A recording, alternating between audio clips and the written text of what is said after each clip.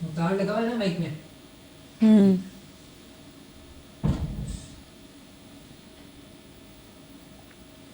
Hello मित्रों, स्वागत है आप सभी का। और आज हम शुरू करने जा रहे हैं सेमेस्टर 1 की राजनीति विज्ञान की किताब राजनीति विज्ञान के मूल आधार का यूनिट 4। इस यूनिट का नाम है शासन और प्रतिनिधित्व। अब जरा ध्यान से सुनिए। इससे पहले हमने इस यूनिट का पूरा सिलेबस और यूनिट 1, 2, 3 कवर कर लिए थे। उन तीनों यूनिट्स की वीडियोस आपको चैनल पर मिल जाएगी। अगर आपने वो नहीं देखी है तो सबसे पहले वो जरूर देख लेना, क्योंकि ये पूरी किताब सेमेस्टर 1 की मुख्य किताब है और इस किताब के कुल 5 यूनिट्स है। मतलब सेमेस्टर 1 की पूरी राजनीति विज्ञान हम 5 वीडियोस में कवर कर लेंगे। और एग्जाम से बिल्कुल पहले आपके लिए एक मैराथन भी आएगी, जिससे आपका पूरा सिलेबस एक साथ रिवाइज करवाया जाएगा।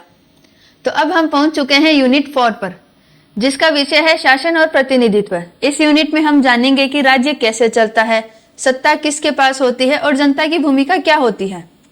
तो चलिए बिना टाइम वेस्ट किए अपन इस यूनिट के पहले टॉपिक की शुरुआत करते हैं। शासन व्यवस्था का खाका मतलब क्या होता है, राज्य कैसे बना और राज्य कैसे काम करता है।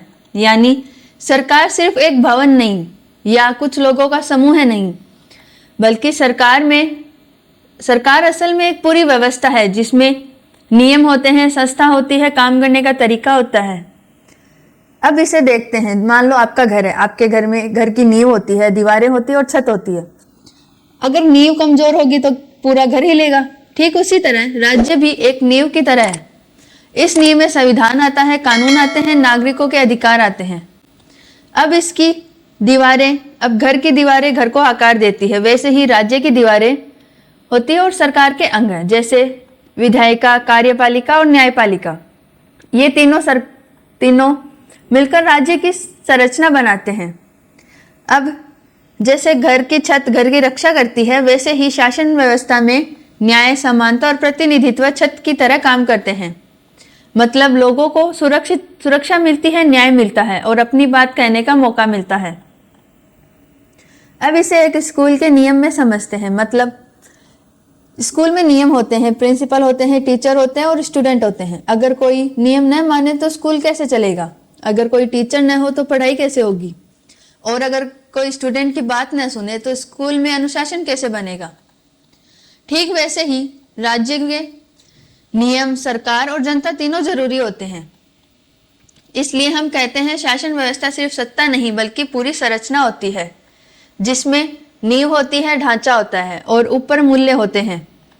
नींव मतलब संविधान और कानून, ढांचा मतलब सरकार के अंग और ऊपर न्याय, समानता और प्रतिनिधित्व। तो शासन व्यवस्था का खाका हमें यह समझाता है कि राज्य कोई मशीन नहीं बल्कि एक सोच समझकर बनाई गई व्यवस्था है, जो लोगों की भलाई का काम करती है। तो अभी आपको ये याद रखना है कि शासन व्यवस्था सिर्फ शासन करना नहीं बल्कि पूरी संरचना है। और इस संरचना को समझने के लिए अब हम अगले टॉपिक को देखेंगे कि कौन शासन करता है, किस तरीके से करता है। तो चलिए चलते हैं अपनी अगली स्लाइड पर।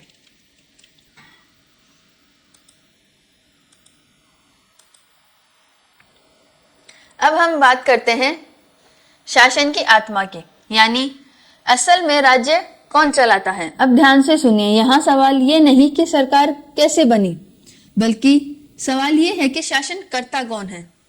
यहीं से दो अलग अलग व्यवस्थाएं बनती हैं, एक प्रजातंत्र, दूसरा अधिनायक तंत्र। अब पहले समझते हैं प्रजातंत्र को। प्रजातंत्र मतलब जनता का शासन, यानी सत्ता का असली मालिक जनता होती है। लोग अपने प्रतिनिधित्व चुनते हैं और प्रतिनिधित्व सरकार बनाते हैं। यहाँ लोगों की राय मायने रखती है, आवाज सुनी जाती है और सरकार को जवाब देना पड़ता है। अब इसे एक घर के उदाहरण से समझते हैं। जैसे अगर घर के सारे फैसले मिलकर लिए जाए तो वह प्रजातंत्र है। बच्चों की बात सुनी जाए, बड़ों की भी, और फैसले सबकी सहमति से हो। अब आते हैं अधिनायक तंत्र पर। अधिनायक तंत्र का मतलब होता है एक व्यक्ति का शासन या छोटे समूह का शासन। यहाँ सत्ता जनता के पास नहीं बल्कि शासक के पास होती है। लोगों से नहीं पूछा जाता बल्कि उन्हें आदेश दिया जाता है। यहाँ विरोध करना गलत माना जाता है और सरकार की बात आखिरी मानी जाती है। अब इसे भी घर के उदाहरण से समझते हैं। अगर घर में सिर्फ एक ही व्यक्ति सारे फैसले करे और किसी की न सुने तो वह अधिनायक तंत्र। वैसे अब दोनों में मुख्य अंतर समझते हैं। प्रजातंत्र में जनता सबसे ऊपर होती है और अधिनायक तंत्र में शासक सबसे ऊपर होता है। प्रजातंत्र में स्वतंत्रता होती है, समानता होती है और कानून का शासन होता है, जबकि अधिनायक तंत्र में अनुशासन होता है, आदेश होते हैं और डर का माहौल होता है। प्रजातंत्र में सरकार जनता के लिए होती है, जबकि अधिनायक तंत्र में जनता सरकार के लिए होती है।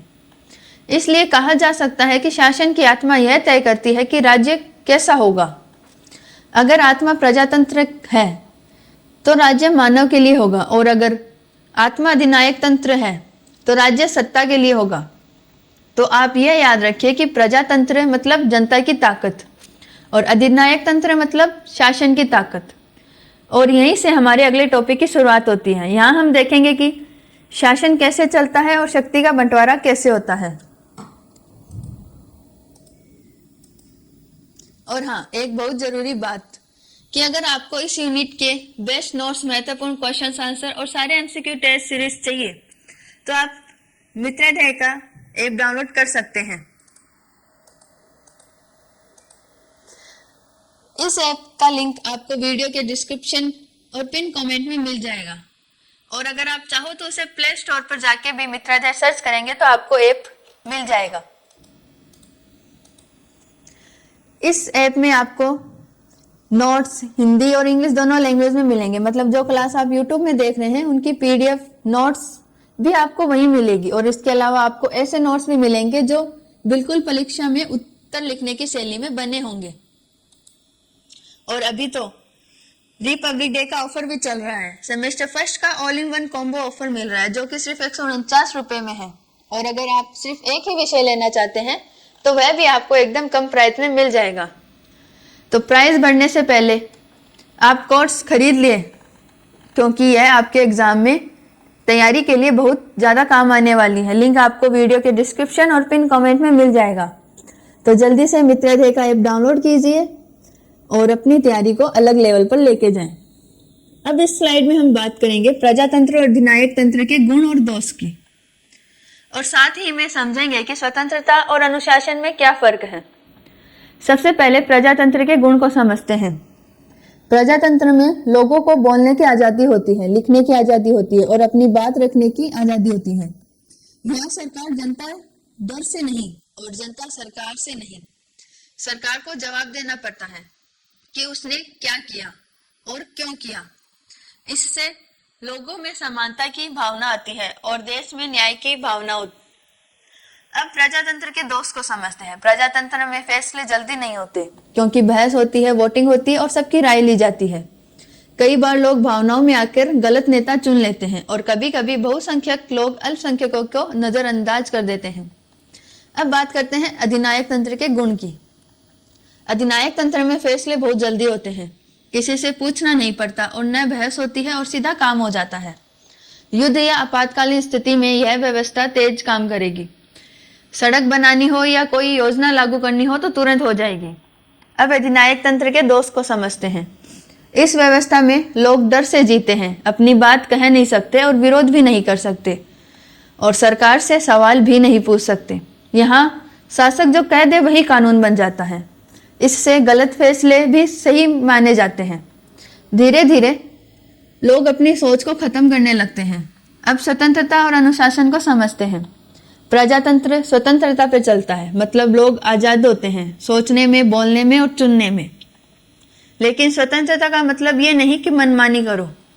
स्वतंत्रता कानून के अंदर होती है।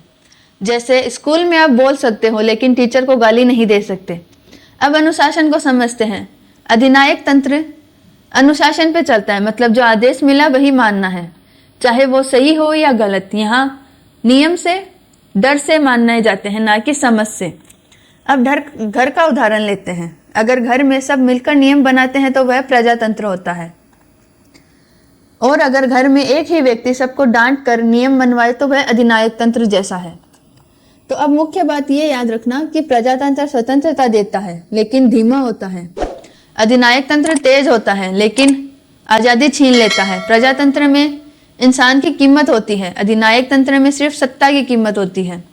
इसलिए दुनिया के ज़्यादातर देश प्रजातंत्र को अच्छा मानते हैं, क्योंकि यह इंसान को केंद्र में रखता है। तो चलिए अगली स्लाइड में हम ये देखेंगे कि शक्ति का बंटवारा कैसे होता है और सरकार किस तरह काम करती है। तो अब आगे बढ़ते हैं और देखते हैं अपनी अगली स्लाइड में।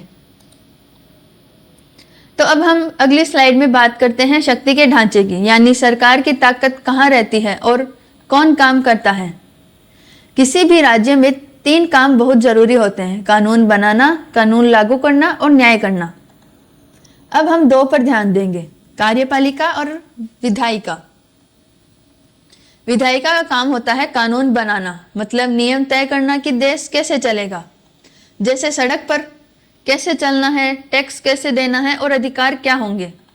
अब कार्यपालिका का काम होता है कि इन कानूनों को लागू करना, मतलब जो नियम बने हैं उन्हें जमीन पर उतारना, जैसे पुलिस प्रशासन और सरकारी अफसर।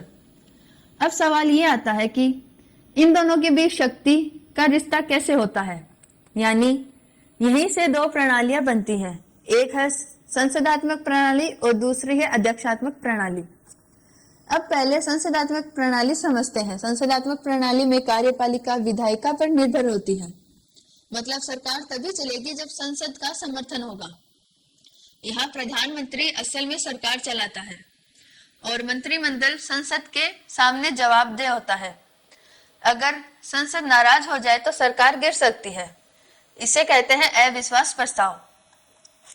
अब इसे एक एग्जाम्पल से समझते हैं, जैसे अगर स्कूल की कमेटी टीचर को हटा सकती है तो वह संसदात्मक व्यवस्था जैसी है। अब आते हैं अध्यक्षात्मक प्रणाली पर। अध्यक्षात्मक प्रणाली में कार्यपालिका विधायिका से होती है, मतलब राष्ट्रपति अपनी सरकार खुद बनाता है, उसे संसद से हर बात पर इजाजत नहीं लेनी पड़ती, उसका कार्यालय तय होता है और उसे बीच में हटाया भी नहीं जा सकता, सिवाय बहुत गंभीर स्थिति के।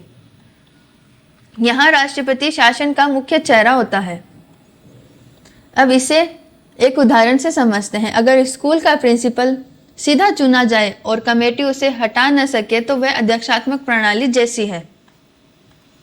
अब इन दोनों में मुख्य फर्क समझते हैं। संसदात्मक प्रणाली में शक्ति संसद के पास होती है, जबकि अध्यक्षात्मक प्रणाली में शक्ति राष्ट्रपति के पास होती है। संसदात्मक प्रणाली में सरकार लचीली होती है, जबकि अध्यक्षात्मक प्रणाली में सरकार स्थिर होती है। संसदात्मक प्रणाली में प्रधानमंत्री प्रमुख होता है और अध्यक्षात्मक प्रणाली में राष्ट्रपति मुख्य होता है। तो अब शक्ति का ढांचा यह तय करता है कि सरकार किसके सामने जवाबदेह होगी और कितनी मजबूत होगी। तो अब याद यह रखना है, जहां कार्यपालिका विधायिका पर निर्भर व संसदात्मक है और जहां कार्यपालिका विधायिका से अलग और अध्यक्षात्मक। तो अब हम अगली स्लाइड में चलते हैं और देखते हैं। अब हम बात करेंगे व्यवस्था के विश्लेषण की, यानी कौन सी सरकार ज्यादा स्थिर है और कौन सी व्यवस्था ज्यादा जवाबदेह। अब हम यहाँ दोनों व्यवस्थाओं को एक तुलना करके समझेंगे, संसदात्मक व्यवस्था और अध्यक्षात्मक व्यवस्था। सबसे पहले स्थिरता को समझते हैं। स्थिरता का मतलब होता है सरकार कितने समय तक टिकेगी और बिना टूटे काम कर पाती है। अब अध्यक्षात्मक व्यवस्था में राष्ट्रपति एक तय समय के लिए चुना जाता है, उसे बीच में आसानी से नहीं हटाया जा सकता, इसलिए वह व्यवस्था ज्यादा स्थिर मानी जाती है। सरकार पूरा कार्यालय काम पूरा करती है। अब संसदात्मक व्यवस्था देखिए, यहाँ सरकार संसद के भरोसे चलती है। अगर संसद में समर्थन वापस लिया है तो सरकार गिर सकती है, इसलिए यह व्यवस्था कम स्थिर मानी जाती है। कई बार चुनाव होते हैं और सरकार बदल जाती है। अब आते हैं जवाबदेही पर। जवाबदेही का मतलब होता है सरकार किसके सामने जवाब देती है। संसदात्मक व्यवस्था में सरकार सीधे संसद के सामने जवाबदेह नहीं होती। प्रधानमंत्री और मंत्रिमंडल सवालों का जवाब देते हैं और गलती पर हटाए जाते हैं, इसलिए यह व्यवस्था ज्यादा जवाबदेह मानी जाती है। अब अध्यक्षात्मक व्यवस्था को देखते हैं। यहाँ राष्ट्रपति संसद के सामने रोज जवाबदेह नहीं होते, उसका कार्यालय तय होता है, इसलिए उस पर नियंत्रण कम होता है। इसी वजह से यह व्यवस्था कम जवाबदेह मानी जाती है। अब इसे एक घर के उदाहरण से समझते हैं। अगर घर का मुखिया सबकी बात सुने और गलती पर बदला जा सके तो वह संसदात्मक जैसा है, और अगर घर का मुखिया एक बार चुन लिया जाए और कोई उसे बदल न सके तो वह है अध्यक्षात्मक प्रणाली। अब मुख्य बात याद रखिए, अध्यक्षात्मक व्यवस्था ज्यादा स्थिर होती है और संसदात्मक व्यवस्था ज्यादा जवाबदेह होती है।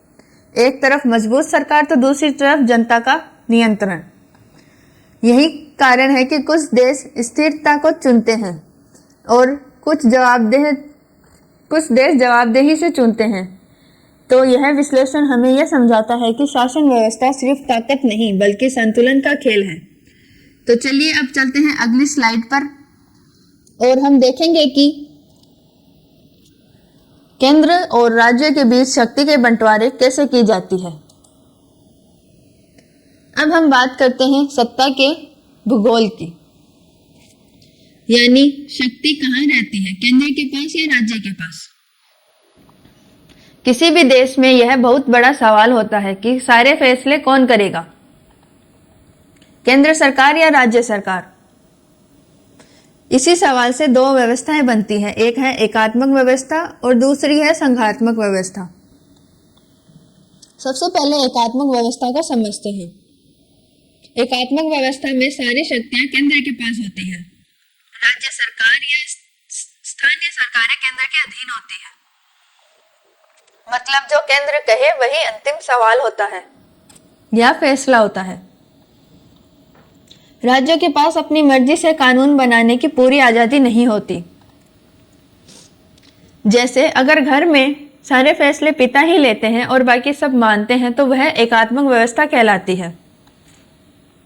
अब आते हैं संघात्मक व्यवस्था पर। संघात्मक व्यवस्था में शक्ति केंद्र और राज्य दोनों में बंटी होती है। कुछ काम केंद्र सरकार करता है और कुछ काम राज्य सरकार, मतलब दोनों अपने अपने क्षेत्र में स्वतंत्र होते हैं। केंद्र में पूरे देश की बातें देखता है, जैसे रक्षा, विदेशी नीति और मुद्रा, और राज्य अपने इलाके की बात देखते हैं, जैसे शिक्षा, पुलिस और स्वास्थ्य। अब इसे भी एक घर का एग्जाम्पल लेकर समझते हैं। मतलब अगर घर में कुछ फैसले माता ले और कुछ फैसले पिता ले और कुछ फैसले बच्चे अपने आप करें तो वह संघात्मक व्यवस्था जैसी है। अब मुख्य फर्क समझते हैं। एकात्मक व्यवस्था में शक्ति ऊपर से नीचे जाती है और संघात्मक व्यवस्था में शक्ति बांटी जाती है।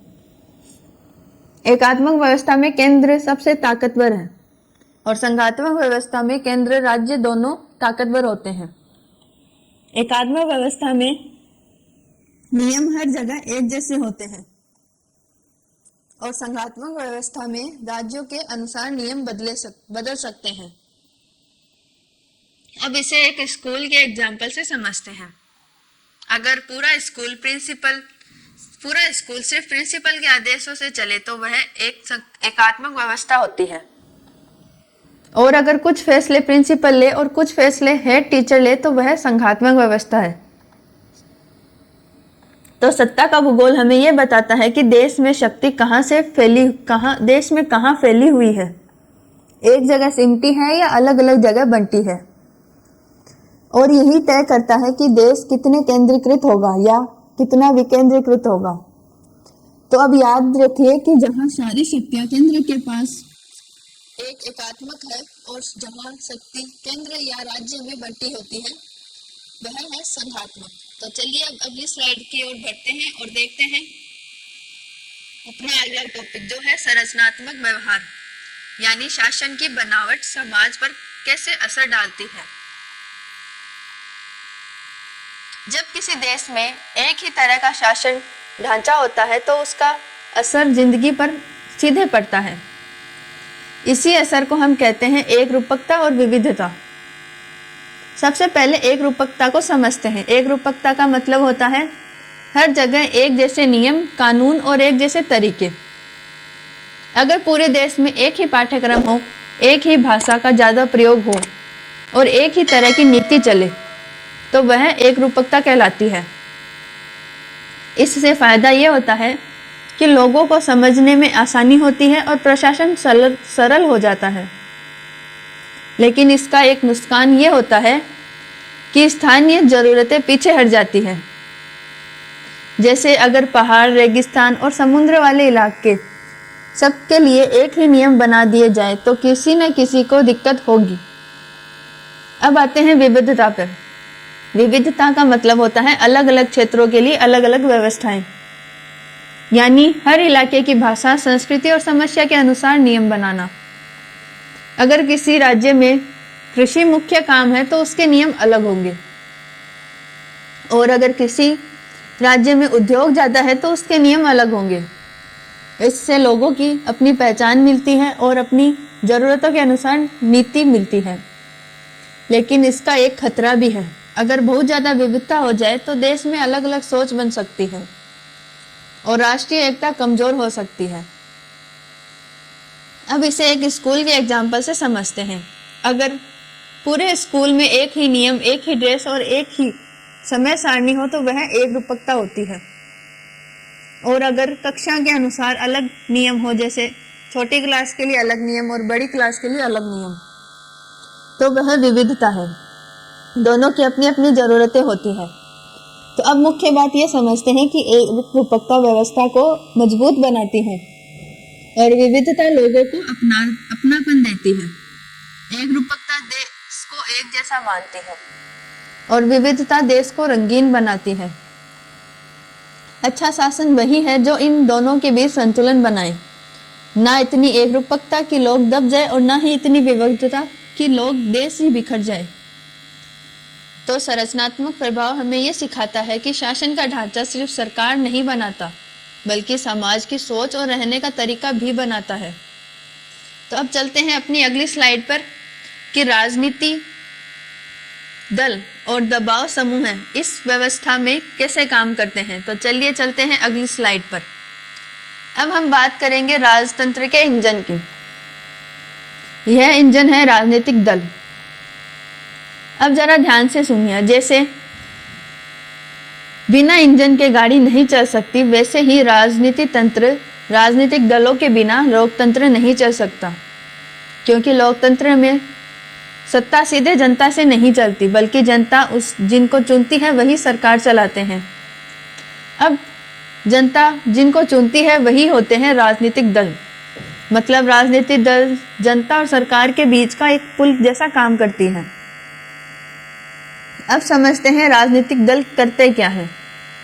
सबसे पहले वे जनता की समस्या को समझते हैं, फिर उन्हें अपने कार्यक्रम में रखते हैं, फिर चुनाव में जाकर कहते हैं कि अगर हमें मौका मिले तो हम ये काम करेंगे। इस तरह राजनीतिक दल जनता की आवाज़ सरकार तक पहुंचाते हैं। अब सरकार बनने के बाद जो दल सत्ता में आते हैं वह नीतियां बनाते हैं, और जो दल नहीं आते सत्ता में वे विपक्ष बनते हैं। और विपक्ष का काम होता है सरकार पर नज़र रखना, गलत काम पर सवाल उठाना और जनता के हित की बात करना। यानी लोकतंत्र में दोनों जरूरी हैं, सत्ता पक्ष और विपक्ष।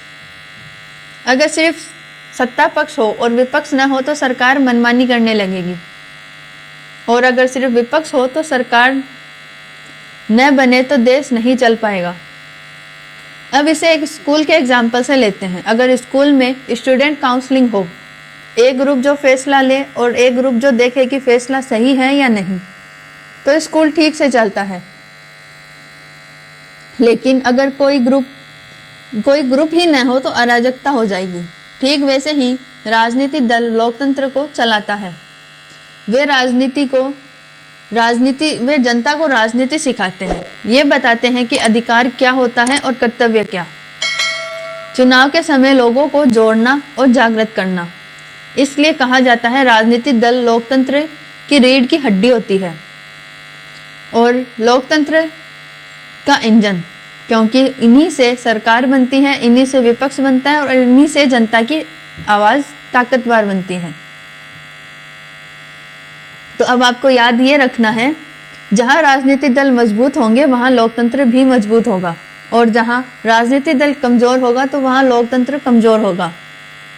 तो चलिए चलते हैं अपनी अगली स्लाइड में और देखते हैं कि दबाव समूह लोकतंत्र में क्या भूमिका निभाते हैं।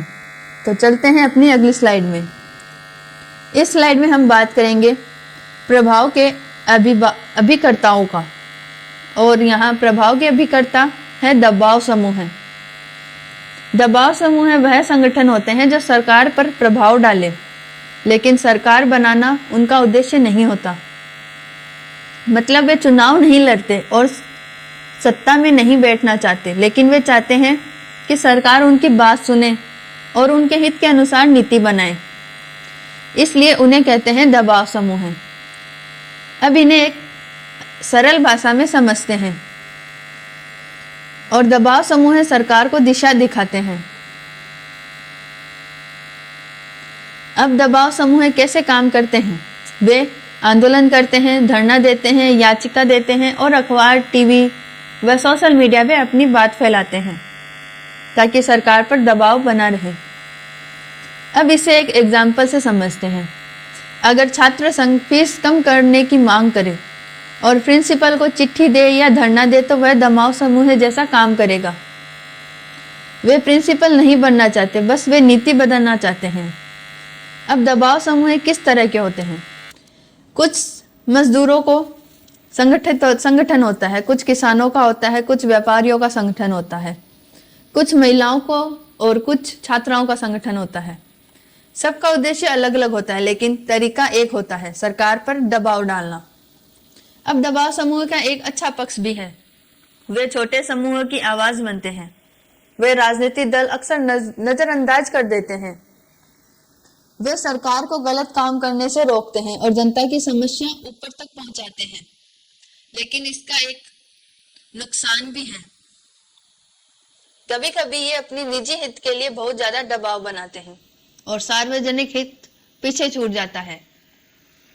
कभी कभी हिंसा या अराजकता फैल जाती है। अब मुख्य बात को याद रखना कि राजनीतिक दल सरकार बनाते हैं और दबाव समूह सरकार को प्रभावित करते हैं।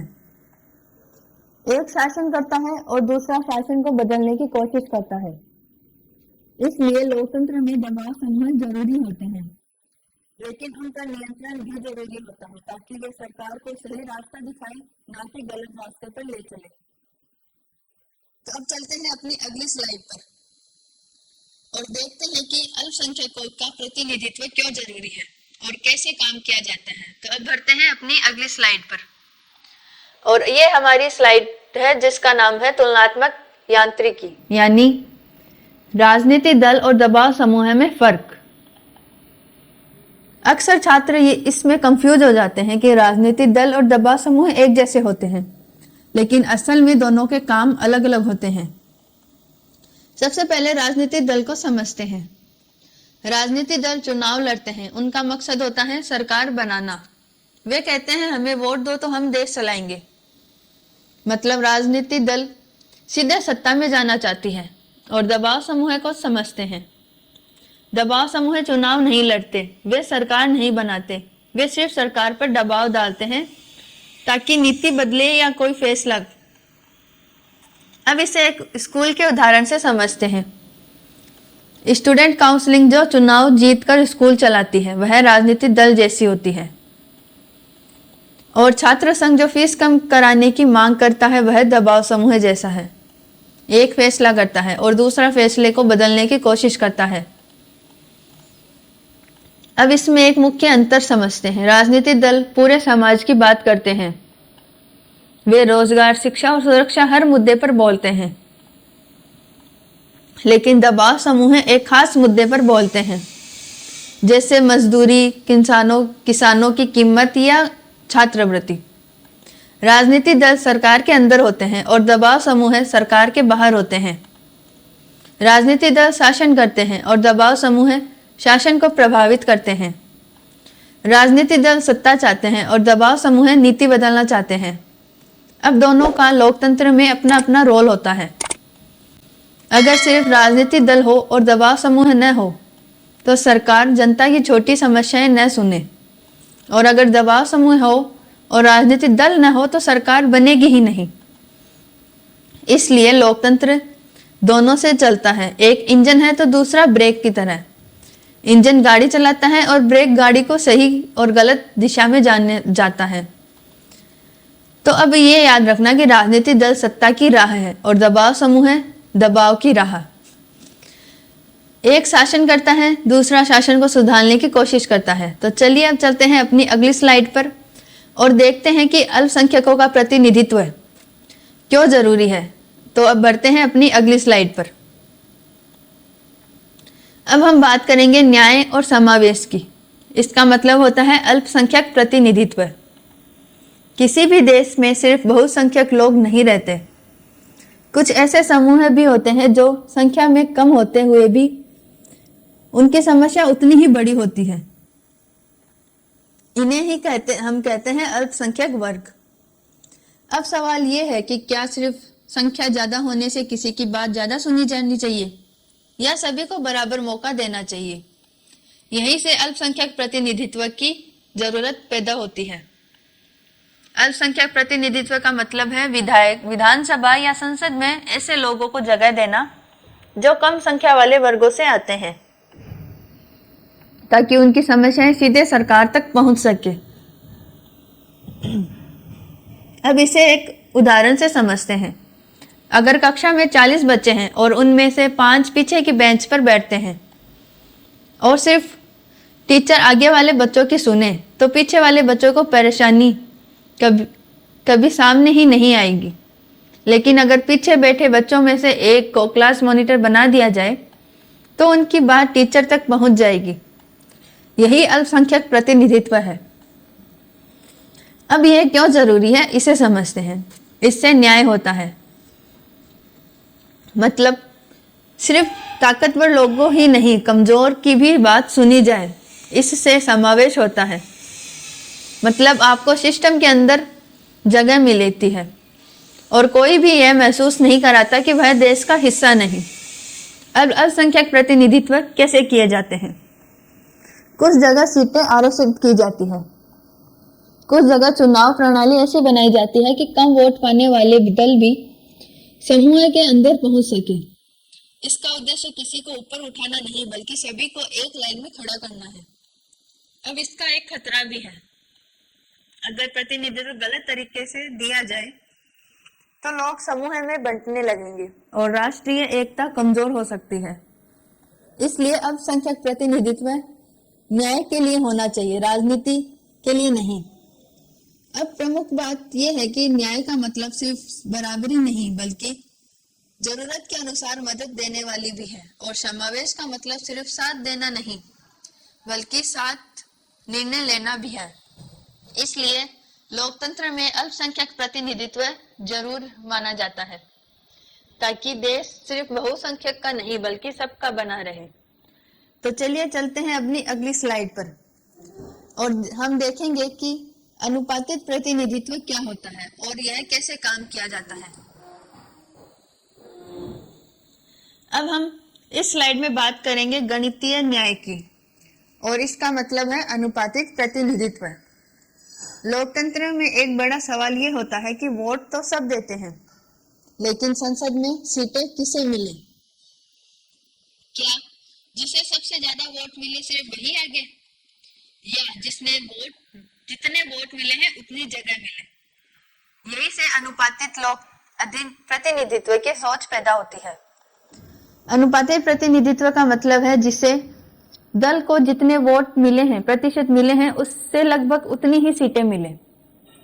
मतलब अगर किसी दल को कुल वोटों का 30% मिला है तो उसे करीब 30% सीट मिले। इसलिए इसे कहते हैं गणितीय न्याय, क्योंकि यह संख्या के हिसाब से न्याय करता है। और इसे एक आसान उदाहरण से समझते हैं। मान लीजिए क्लास में 10 सीटें हैं और 3 ग्रुप हैं। पहले ग्रुप को 5 वोट मिले, दूसरे को 3 मिले और तीसरे को 2 मिले। तो पहले ग्रुप को 5 सीटें, दूसरे को 3 और तीसरे को 2 सीट मिलनी चाहिए।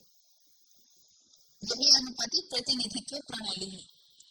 अब इस प्रणाली का फायदा समझते हैं। इसमें कोई वोट बेकार नहीं जाता। छोटे दलों को भी जगह मिलती है और संसद समाज की असली तस्वीर दिखाई देती है। मतलब जो जैसा है वैसा ही प्रतिनिधित्व मिलता है। लेकिन इसका एक नुकसान भी है। इसमें अक्सर कोई एक दल पूरा बहुमत नहीं ले पाता और सरकार मिलजुल कर बनानी पड़ती है, जिसे कहते हैं गठबंधन सरकार। और कई बार इससे सरकार कमजोर हो जाती है और फैसले लेने में देर हो जाती है। अब प्रमुख बातों को याद रखिए। अनुपातिक प्रतिनिधित्व बराबरी का न्याय नहीं बल्कि हिसाब का न्याय है। यह भावना से नहीं गिनती से फैसला करता है, इसलिए इसे गणितीय न्याय कहा जाता है। तो जहां वोट को कीमती देना होता है, वोट को कीमत देनी हो और अगर समूह को आवाज देनी हो, वहां अनुपातिक प्रतिनिधित्व सबसे सही तरीका माना जाता है। तो चलिए अब इस यूनिट का एक अगला हिस्से की तरफ बढ़ते हैं और देखते हैं अगली स्लाइड पर। अब हम करेंगे पूरे यूनिट की एक त्वरित और पुनरावृत्ति, जो हमने पढ़ा उसका झटपट से रिवीजन। सबसे पहले हमने पढ़ा शासन व्यवस्था का खाका, मतलब राज्य सिर्फ सरकार नहीं बल्कि संविधान, कानून और संस्थाओं को पूरी तरह बनावट। फिर हमने देखा कि शासन की आत्मा, प्रजातंत्र और अधिनायक तंत्र। प्रजातंत्र में सत्ता जनता के पास होती है और अधिनायक तंत्र में सत्ता एक व्यक्ति या समूह के पास होती है। फिर हमने समझा प्रजातंत्र और अधिनायक तंत्र के गुण और दोष को। प्रजातंत्र स्वतंत्रता देता है लेकिन धीमी होता है, वही अधिनायक तंत्र तेज होता है लेकिन आजादी छीन लेता है। फिर हमने पढ़ा शक्ति का ढांचा। विधायिका कानून बनाती है, कार्यपालिका कानूनों को लागू करती है और न्यायपालिका न्याय देती है। इसके बाद हमने जाना संसदात्मक और अध्यक्षात्मक व्यवस्था। संसदात्मक में सरकार संसद के भरोसे चलती है और अध्यक्षात्मक में सरकार निश्चित समय के लिए चलती है। फिर हमने तुलना की स्थिरता और जवाबदेही की अध्यक्षता व्यवस्था ज़्यादा स्थिर होती है और संसदात्मक व्यवस्था ज़्यादा जवाबदेह होती है। उसके बाद हमने पढ़ा सत्ता का भूगोल। एकात्मक व्यवस्था में सारी शक्ति केंद्र के पास होती है, संघात्मक व्यवस्था में शक्ति केंद्र के राज्य में होती है। फिर हमने समझा संरचनात्मक प्रभाव। एक रूपकता का मतलब होता है हर जगह एक जैसा नियम, और विविधता का मतलब होता है हर इलाके के अनुसार अलग अलग नियम। अच्छा शासन इन दोनों के बीच संतुलन बनाता है। फिर हमने देखा लोकतंत्र का इंजन यानी राजनीतिक दल। राजनीतिक दल सरकार बनाते हैं, विपक्ष सरकार पर नजर रखता है।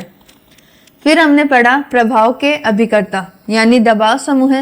दबाव समूह सरकार नहीं बनाते और सरकार को प्रभावित करते हैं।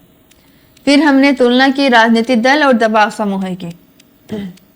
राजनीतिक दल सत्ता चाहते हैं और दबाव समूह नीति बदलना चाहते हैं। फिर हमने समझा न्याय और समावेश को यानी अल्पसंख्यक प्रतिनिधित्व। इसका मतलब कम संख्या वाले समूहों को भी निर्णय में जगह देना। और अंत में हमने पढ़ा गणितीय न्याय यानी अनुपातिक प्रतिनिधित्व। जिस दल को जितने वोट उससे लगभग उतनी सीटें, मतलब कोई वोट बेकार नहीं जाता। अब पूरी यूनिट को एक लाइन में समझते हैं। शासन कैसे बनता है, शासन कौन करता है, शक्ति कैसे बनती है और सबको न्याय कैसे मिलता है। यही है यूनिट 1 की पूरी कहानी। तो अब आप इसका रिवीजन 1-2 बार करिए और हर टॉपिक को एक लाइन से याद करने की कोशिश कीजिए ताकि एग्जाम में आप आसानी से लिख सको। अब हम अपनी आखिरी स्लाइड में यानी हम बात करेंगे निष्कर्ष की। एक देश राज्य का निर्माण। अब इससे ध्यान से सुनना। पूरे यूनिट में हमने ये समझा कि राज्य सिर्फ सरकार नहीं होता, बल्कि राज्य एक पूरी व्यवस्था होती है जिसमें शासन का तरीका, शक्ति का बंटवारा और जनता की भूमिका सब शामिल होते हैं। अब सवाल ये है कि आदर्श राज्य कैसा होना चाहिए। आदर्श राज्य वह होता है जहां शासन प्रजातांत्रिक हो, मतलब सत्ता जनता के पास हो और सरकार जनता के काम करे आदर्श राज्य में स्वतंत्रता हो लेकिन अनुशासन भी हो, लोग अपनी बात कह सके लेकिन कानून का पालन भी करें। आदर्श राज्य में शक्ति का संतुलन हो, विधायिका कानून बनाए, कार्यपालिका उन्हें लागू करे और न्यायपालिका न्याय दे, ताकि कोई भी संस्था बहुत ज़्यादा ताकतवर ना बन जाए। आदर्श राज्य में केंद्र और राज्य दोनों और अपनी अपनी भूमिका मिले, न पूरी शक्ति एक जगह सिमटे और न ही इतनी बढ़ जाए कि देश बिखर जाए। आदर्श राज्य में एक रूपकता भी हो और विविधता का सम्मान भी हो, मतलब देश एक भी रहे और हर क्षेत्र में अपनी पहचान भी रखे। आदर्श राज्य में राजनीति दल ईमानदारी से काम करे और दबाव समूह जनता की समस्या सरकार तक पहुंचाए, ताकि शासन अंधा न बने और जनता की आवाज न दबे। आदर्श राज्य में अल्पसंख्यकों को प्रतिनिधित्व मिले, ताकि कमजोर वर्ग भी निर्णय का हिस्सा बने और न्याय सिर्फ कागज में नहीं बल्कि जमीन पर भी दिखे। और आदर्श राज्य में अनुपातित सोच हो, मतलब हर वोट की कीमत हो और हर समूह की आवाज हो। तो एक आदर्श राज्य वह नहीं होता जहां सिर्फ सरकार मजबूत हो, बल्कि वह होता है जहां न्याय मजबूत हो, स्वतंत्रता सुरक्षित हो और जनता शामिल हो। इसलिए हम कह सकते हैं आदर्श राज्य वह है जहां शक्ति पर नियंत्रण हो, शासन पर जवाबदेह है और समाज में समावेशन हो। तो यही है इस पूरे यूनिट का अंतिम संदेश। राज्य लोगों के लिए होता है, लोग राज्य के लिए नहीं।